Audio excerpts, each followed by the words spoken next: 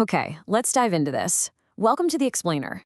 Today, we're going on an absolutely incredible journey into the ultimate frontier, the human mind. We're looking at one of the most profound tech shifts of our entire lifetime, brain-computer interfaces, or BCIs.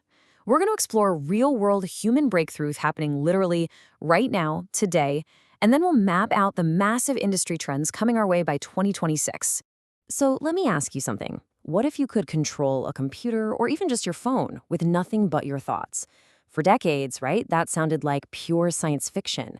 But as you're about to see, this isn't some far-off concept anymore. It's happening right now, out in the real world, and it's actively transforming lives. Just consider the number 4,900. That is the staggering number of hours that 3 Neuralink patients, Nolan, Alex, and Brad, have collectively logged using independent telepathy. We're talking across more than 670 days of having these devices implanted. They spent thousands of hours interacting with the digital world without lifting a single finger. Incredible, right? Now, what's really interesting about this is how Neuralink specifically defines this groundbreaking capability. They call it telepathy. It's literally the ability to operate devices like smartphones and computers using only your thoughts. The entire design of this tech is meant to restore autonomy to people living with severe paralysis. We are fundamentally redefining human-computer interaction here, giving a voice and independence back to those who've lost it. Let's look at Nolan's story to see what this actually means day to day. Nolan is a spinal cord injury survivor. Before his implant, he spent most of his days in bed, relying heavily on family caregivers and a totally exhausting mouth-held stylus just to use a tablet. It severely restricted his independence. But today, using mental cursor control, his life looks completely different. He can study from sunup to sundown completely on his own. And get this, he even used his implant to do a 72-hour live stream playing games on X. I mean, I know able-bodied people who would seriously struggle to game for that long. Nolan actually summed it up perfectly. He said, "It's given me the ability to do things on my own again without needing my family at all hours of the day and night." This is just so powerful. It really drives home the profound emotional impact of this technology. Restoring autonomy, giving people their private, independent lives back, that's the absolute true north of these BCI advancements. Then we have Alex, another participant living with a spinal cord injury. And Alex is using his implant to literally build 3D objects with his mind. No joke. He's designing CAD models, creating graphics in Adobe Illustrator, and even learning to code Arduino projects. On top of that, he's the very first person enrolled in the Convoy study. That's a clinical trial testing how the implant can control an assistive robotic arm to handle physical objects in the real world. This brilliantly illustrates an absolutely crucial point. As Alex himself put it, having the BCI allows him to push the boundaries of what I can create. You see, these brain-computer interfaces aren't just about basic communication or, simple survival. They're about unlocking suppressed human creativity that's been trapped by physical limitations. It's a real game changer.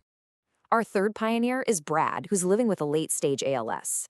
Because he can only move his eyes and the corners of his mouth, his previous communication tech was an eye tracker. But here's the catch, and it's a big one. Eye trackers fail in well-lit environments. So Brad was literally confined to dark rooms with the window blinds completely drawn. Contrast that with his present reality using the brain implant. He's now communicating seamlessly outdoors. He recently got to watch his son win a robotics competition and just chat with neighbors at a sunny park. Brad recently shared a victory that might sound surprisingly simple to the rest of us. He said, "The most significant thing that happened this week will sound strange to you. I got to use the computer on the porch, and it worked." Just think about that for a second. A simple act, like sitting on your own porch in the sunlight, is a monumental victory for autonomy. It perfectly sets the stage for why scaling this technology out of the lab and into the wider world is just so incredibly urgent. So let's move to and see how this builds into the broader future. We've seen 3 incredible human pioneers, right? But according to a macro analysis by Blue Trail Software, this tech is preparing to reach the masses. By 2026, we are going to see a massive, massive boom in the brain-computer interface industry. We can clearly trace this swift momentum. Just a few short years ago, BCIs were strictly confined to academic labs in these little proof-of-concept experiments. Today, they are changing real lives with the PRIME and Convoy clinical trials. And looking ahead to 2026, the forecast shows hospitals piloting BCIs as standard clinical products for rehabilitation and ALS programs, fully integrating them right into standard hospital IT infrastructure and electronic medical records. The Glue Trail software report highlights several major industry shifts coming in 2026. We're looking at the rise of AI-native BCIs, non-invasive tech reaching true clinical-grade performance, and end-to-end product development teams. Now, to translate some of the technical jargon here, when engineers talk about AI utilizing multimodal embeddings, it simply means the artificial intelligence is learning exactly how your specific individual brain works to make the technology completely seamless. This brings us to a really vital definition: neuroprosthetics. These are physical or digital interfaces, so think of robotic arms or computer cursors, controlled by ultra-low-latency direct brain signals. We are officially entering the era of functional reliability. This means BCI-controlled prosthetics are moving away from being delicate little lab curiosities and are becoming robust, reliable, daily-use tools for patients. A huge reason for this newfound reliability is what's happening under the hood. By running the AI right on the device itself, which is known as edge AI, companies are achieving processing times, or latency, below 10 milliseconds. To put that into perspective, a literal blink of an eye takes about 100 milliseconds, so this is 10 times faster than a blink. It means that when someone uses a brain signal to move a robotic arm, the arm responds almost instantly. It feels just as natural as moving your own hand. In the setup process, that's getting so much easier too. Historically, one of the biggest hurdles was that tuning a device to a person's brain took hours of exhausting calibration. But with few-shot AI personalization, the whole thing is streamlined. Instead of grueling calibration sessions, the AI captures neural signals and personalizes the system to the user almost immediately. The whole onboarding time completely plummets from hours down to just minutes. However, as the hardware gets smaller and a lot more powerful, a new challenge pops up: the software bottleneck. Moving massive amounts of brain data reliably and wirelessly from small on-body sensors to external devices, well, it's really tough. Because of this, 2026 is going to see a massive boom in investments toward BCI data pipelines and middleware platforms. The whole goal is just to handle this complex neurodata safely and efficiently, ensuring a smooth, lag-free experience for the end user. So the crucial point is that with mind-reading technology rapidly approaching consumer reality, the stakes for privacy are absolutely astronomical. By 2026, regulatory frameworks are maturing fast.